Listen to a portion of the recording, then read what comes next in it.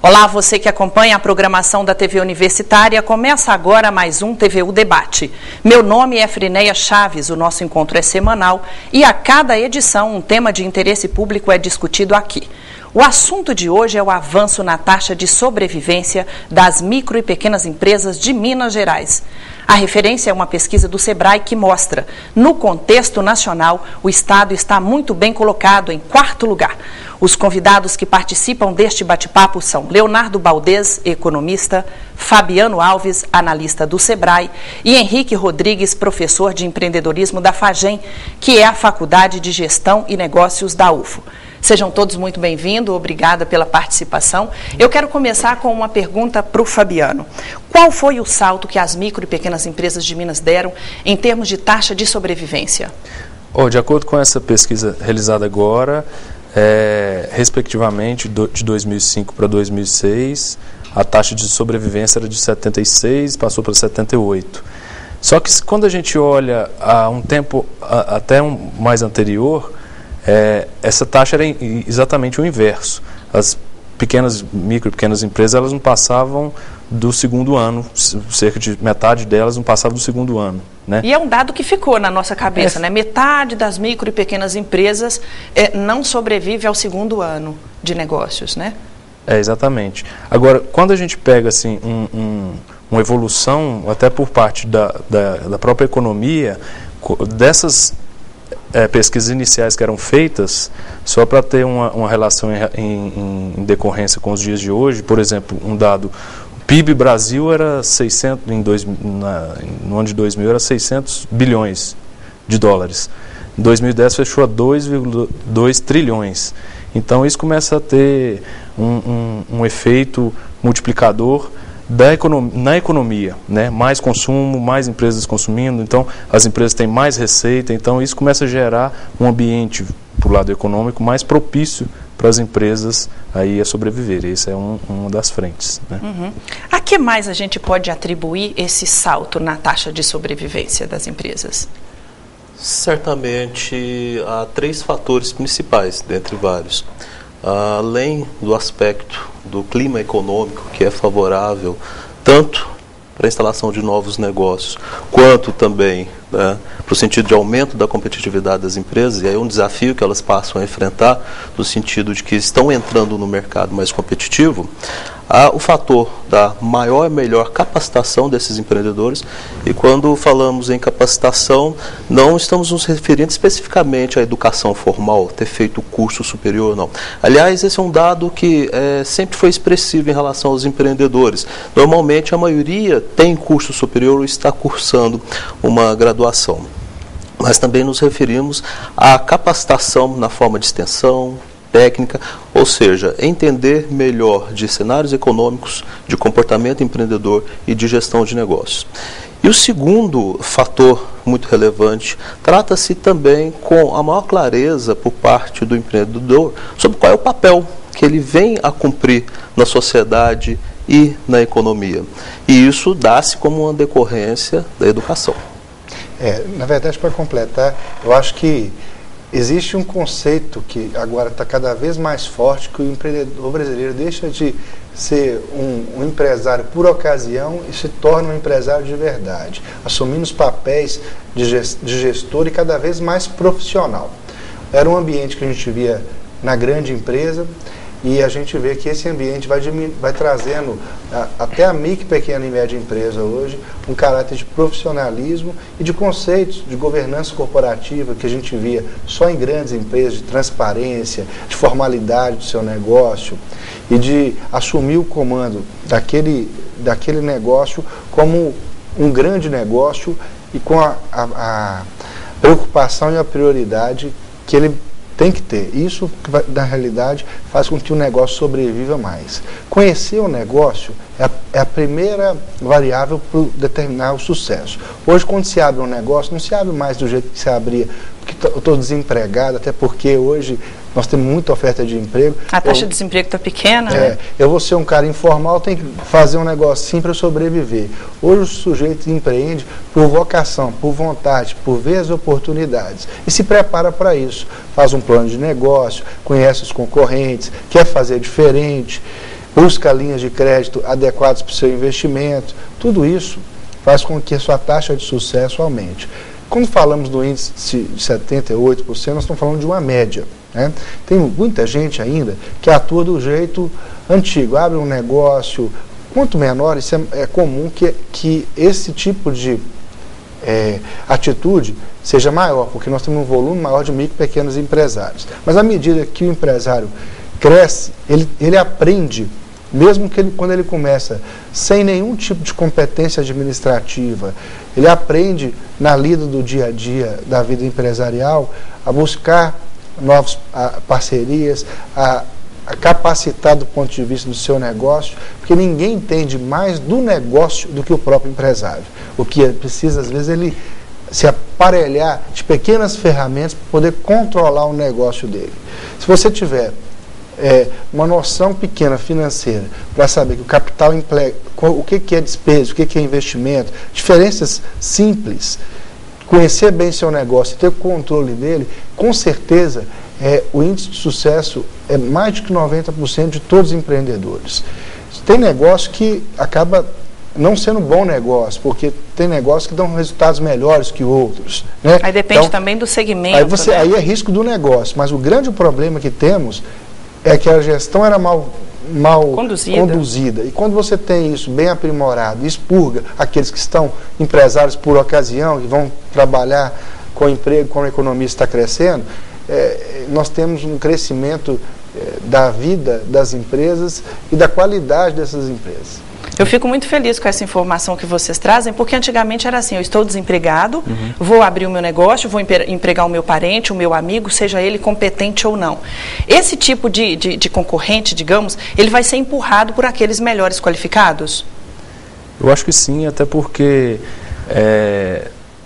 a questão igual o Leonardo colocou, nem sempre uma boa ideia, pelo menos antes, era um bom negócio, né? Então os empreendedores começam a estudar um pouco mais e muita gente procura apoio falando assim, eu queria abrir uma empresa, que negócio que você me indicaria, né? Então está muito mais ligado ao conhecimento que essa empresa, que esse empresário, esse empreendedor tem de virar, se tornar um empresário, né? E quando a gente vai para o mercado, a gente como consumidor, olhar de consumidor, a gente percebe que existem muitas oportunidades no mercado em praticamente qualquer segmento, né? Porque a gente vê que ainda, por mais que tenha evoluído, a gente ainda necessita, por parte dos empresários, de uma qualificação ainda melhor em relação ao atendimento ao cliente.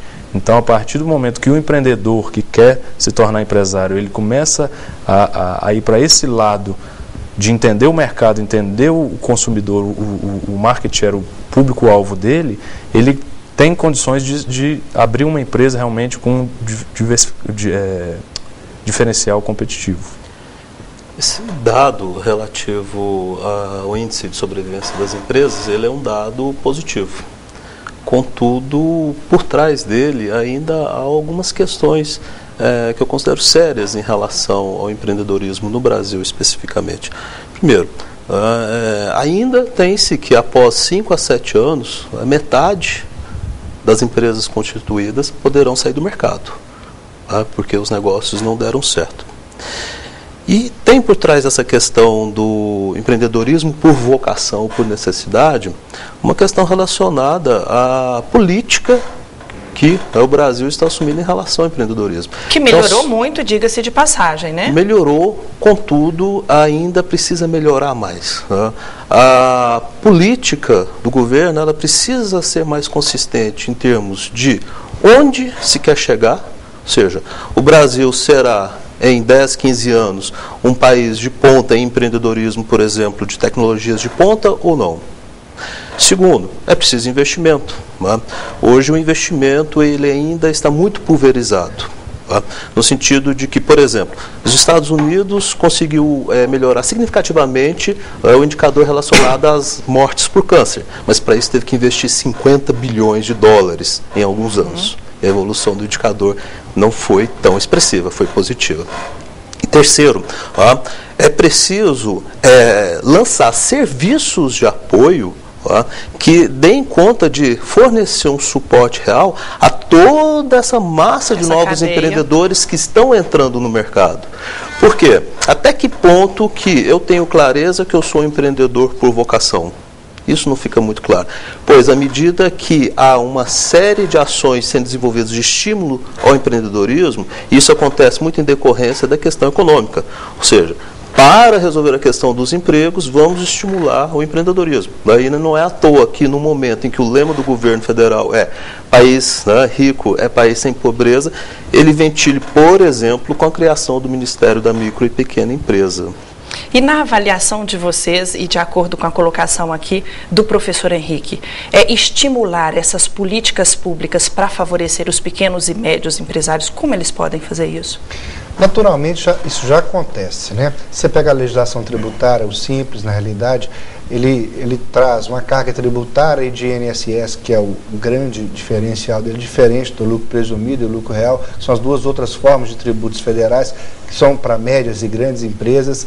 Você tem hoje financiamentos mais baratos para micro, pequenas e médias empresas. Agora, eu vou um pouquinho além. Eu tendo a discordar num ponto do professor Henrique, porque, na minha visão, o que o empresário precisa de verdade é de um ambiente único para desenvolver o negócio. O Brasil, por mais que esteja crescendo, ainda o nosso sistema, ele pune os empresários. Então, questões básicas que a gente discute no dia a dia, hoje é muito difícil você cobrar um devedor. A legislação favorece, na verdade, as pessoas erradas. Então, se você, hoje, o sujeito dá um cheque sem fundo, você está na praça vendendo, você tem pouco capital de giro, você receber aquilo lá daquele, mesmo que ele tenha patrimônio, demora 2, 3, 4, 5 anos. Isso penaliza o fluxo de caixa de quem tem ali a finança justa. Quebra o seu negócio. Isso não é só para pequeno empresário, não, para o grande também. Então, assim, o que o empresário quer? Aí o pequeno e o médio para se tornar grande, porque aí nós temos uma melhoria dos pequenos, dos micros, mas nós temos um gargalo na média empresa. Um gargalo, quantas pequenas empresas se tornam grandes empresas? Às vezes o cara trabalha direitinho, tudo. Aí você tem esses outros problemas.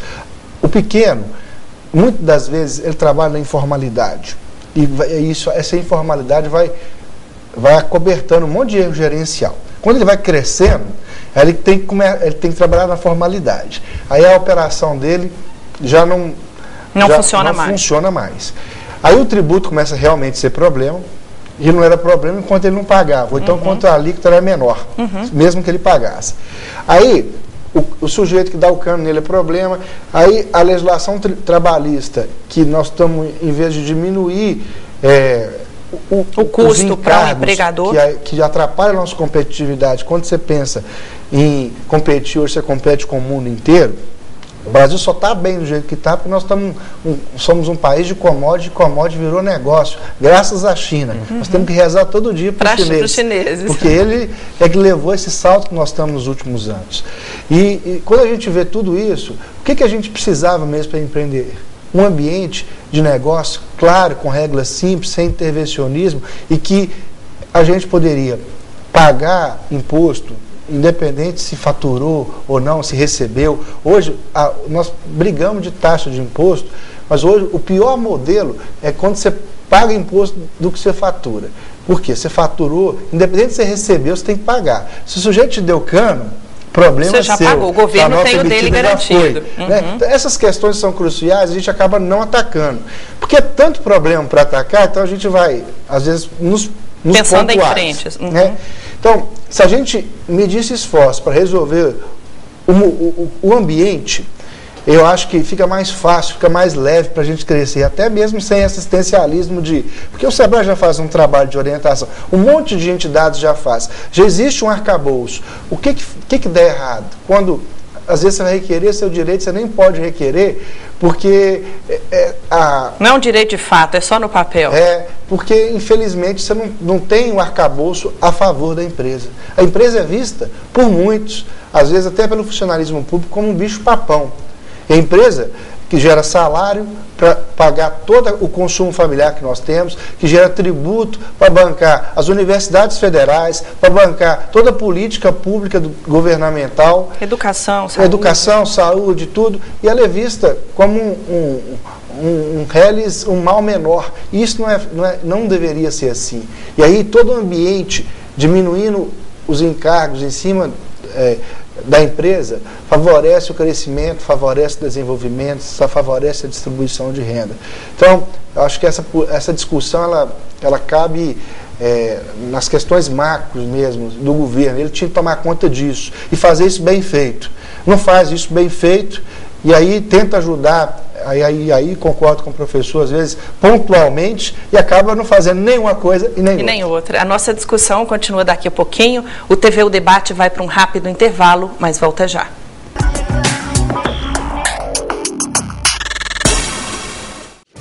Cultura. Assuntos estudantis. Projetos de extensão. Responsabilidade social. Pró-Reitoria de Extensão, Cultura e Assuntos Estudantis.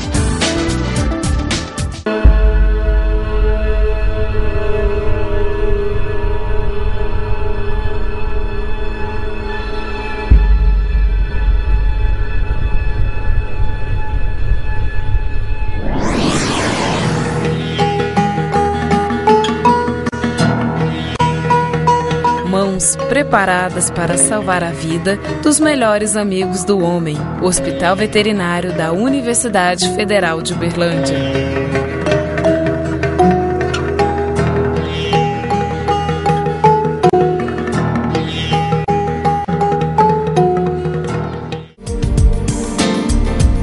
Museu de Biodiversidade do Cerrado.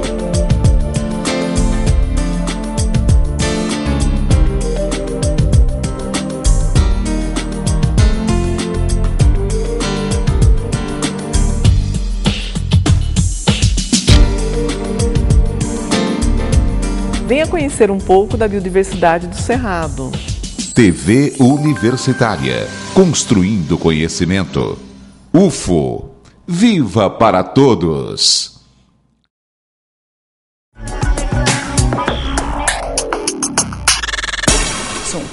Olá, o TVU Debate está de volta. O assunto de hoje é a taxa de sobrevivência das micro e pequenas empresas. Comigo aqui no estúdio, Leonardo Baldez, economista, Fabiano Alves, analista do Sebrae, e Henrique Rodrigues, professor de empreendedorismo da FAGEM.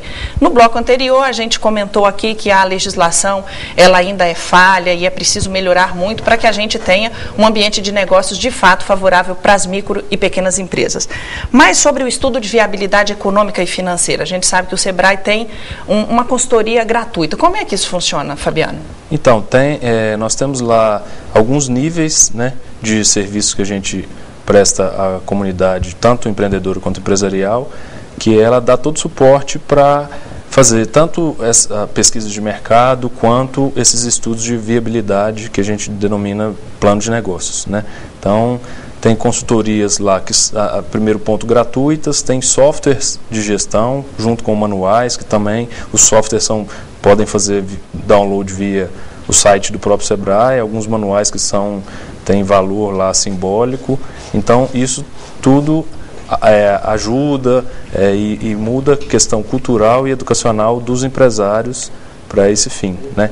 E também consultorias, também com valores bem simbólicos de R$20, para dar todo o suporte para esses empreendedores a realizar e entender melhor essa questão do estudo de viabilidade dessas empresas, o que realmente ajuda muito na questão da sobrevivência delas, né? Dentro dessa mesma pesquisa feita pelo Sebrae de mortalidade e sobrevivência das empresas, alguns itens eles são principais, como o porquê delas não sobreviverem, e então teria questão de conhecimento na área financeira, questão de tributos, o próprio mercado, né? E e o planejamento, né? E se a gente for estudar o planejamento, ele engloba todos esses outros fatores, né? E outras variáveis. E outras também, variáveis, né? Porque antes de você abrir o negócio, você vai estar fazendo um estudo e nesse estudo vai estar apontado, os impostos são altos, qual a alternativa possível, né, para sair disso. Exatamente. E qual capital de giro vai ser necessário para eu sobreviver? Será que o preço que eu preciso trabalhar no meu produto ou serviço, ele é compatível com o que está no mercado? Ou seja, todas as cartas elas estão postas, né? Cabe ao empreendedor realmente saber jogar. O Leonardo Baldez é economista e ele faz também consultoria na área privada, né? Ô, Léo, você percebe que hoje há um movimento maior dos micro e pequenos empresários no sentido de entender o negócio antes de ir colocando dinheiro e ir perdendo tempo? Sim, na realidade esse é um dos papéis, inclusive, que a gente faz. Eu presido um instituto, chama Instituto de Solução Financeira, e a gente tem um foco lá de educação financeira. O atendimento desse instituto ele é gratuito também. Depois, se for necessário, profissionais para fazer a viabilidade do recurso, negociar com os bancos, esse serviço ele é cobrado. Mas a gente leva um pouco do conceito que o micro e pequeno empresário, às vezes, ele não faz nada disso que o Fabiano falou, mas ele começa e vai aprendendo com o negócio. Custa caro para ele, mesmo assim ele tem uma sobrevida. Então ele entende muito da operação, sabe vender, sabe produzir. Mas, tem um produto que o mercado aceita, sim, né? Mas por que ele quebra? Porque ele não sabe lidar com dinheiro. Então a gente ajuda nessa outra ponta. Orienta para ele o que é o gasto dele, porque quando a gente fala de economia, o sujeito pensa no tio Patins, aquele cara que fica guardando dinheiro. Cifrão, né? O bom economista é aquele que sabe gastar bem. E o gasto, na realidade, é o que determina hoje muitas das empresas fecharem antes da data certa. Então, eles buscam, o banco, quando você vai num banco tradicional, o sujeito te analisa pelo patrimônio, pelo seu balanço, pelo seu faturamento. Te dá lá um monte de dinheiro, com um monte de linhas diferentes. E ele não sabe em que recurso buscar e em onde vai colocar. Então ele pega o dinheiro do capital de giro, coloca no investimento, é um dinheiro que voltaria no longo prazo, ele tem que pagar no curto. Então a conta não fecha. A gente ajuda os empresários nessa busca de um recurso de longo prazo, mais barato, de bancos de fomento, porque existe uma máxima que a grande empresa é que tem crédito. É tudo bobagem. A pequena empresa tem as melhores taxas e o processo menos burocratizado. E vamos então falar aqui da questão do custo desse crédito. É alto ainda no Brasil? Sim. O crédito ainda se mostra alto, contudo, muito mais competitivo, como o Leonardo disse, do que para a média e grande empresa. E sempre lembrando, né, que a função do acesso ao crédito não é o de criar oportunidades, mas justamente o de dar condições que o empreendedor aproveite oportunidades existentes no mercado. E daí a importância dessa questão dos estudos prévios à abertura do negócio. Porque quando você tem um crédito e barato, isso permite a inovação. O Leonardo bem colocou, nós vemos no mundo globalizado. A concorrência ela é acirrada mesmo. A inovação já chegou às pequenas e médias empresas? A inovação, você tocou num ponto até interessante. Para a inovação, tem crédito até não reembolsável, que nem precisa pagar. Hoje nós temos tanta oportunidade, os marcos estão mudando um pouco. Depois da Lei do Bem, a FINEP, que é a financiadora de estudos e projetos do governo federal, a FAPEMIG, que é a financiadora de projetos do Estado de Minas Gerais, aportam recursos à empresa, aí visualizando aquela parceria junto com a universidade, onde busca os pesquisadores e você desenvolve um produto até o projeto piloto. Dali para frente entra nos projetos tradicionais, de linhas tradicionais. Esse custo ele é subsidiado. O custo do BNDES também é subsidiado. O custo do FAT é subsidiado. Então, às vezes, se o empresário buscar a informação e ter um pouquinho de paciência, trabalhar isso vai fazer toda a diferença na vida dele. Vai ganhar mais dinheiro. E com custo zero, né? Com custo zero. Nós falamos aqui das consultorias do SEBRAE, da consultoria também do Instituto que o Leonardo Baldez está representando. Eu gostaria, professor, que o senhor falasse da empresa Júnior e do trabalho gratuito que eles oferecem para ajudar esses micro e pequenos empresas aqui na UFO. Apoio, consultoria, a empresa Júnior da Faculdade de Gestão e Negócios da UFO, e por meio da orientação dos professores da faculdade, os estudantes eles prestam a consultoria para as empresas. A consultoria ela demanda um investimento, contudo esse investimento ele é relativamente mais baixo em relação ao que é praticado no mercado, por ser desenvolvida na maioria dos casos pelos próprios estudantes. E os estudantes eles têm todo o acompanhamento por parte dos professores, inclusive para a elaboração de estudos de mercado e de planos de negócio. Coisa boa. Nosso tempo está quase acabando, mas eu quero antes falar da questão da qualificação de mão de obra. É um gargalo para todas as empresas no mundo todo. Como se livrar disso? Eu acho assim que uma alternativa que tem tido sucesso hoje são cursos técnicos, que eles são mais rápidos, né, do que às vezes até faculdades ou cursos mais longos aí, que tem ajudado muito a formação e a qualificação dessa mão de obra que o mercado tanto precisa, né? As empresas hoje dependem muito dos seus funcionários, do serviço prestado por eles, né? Então é uma fonte aí de possível solução para auxílio nessa questão.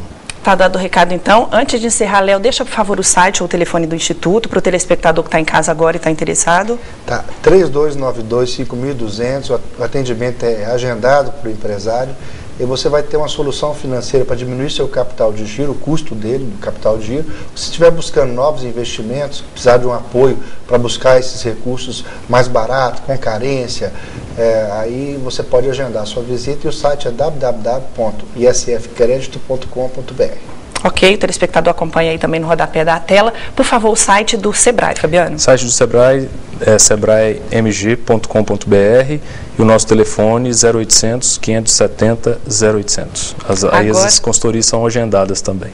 Agora com o professor, o telefone da FAGEM para os interessados? 3239-4132 e para acessar as informações relativas a apoio e consultoria, fagem.ufo.br. Ok, eu quero agradecer a todos pela participação, muito obrigada. E a você que está em casa, eu quero agradecer de modo especial pela preferência e pela audiência. Na semana que vem tem mais uma edição e, é claro, eu espero você. Até lá.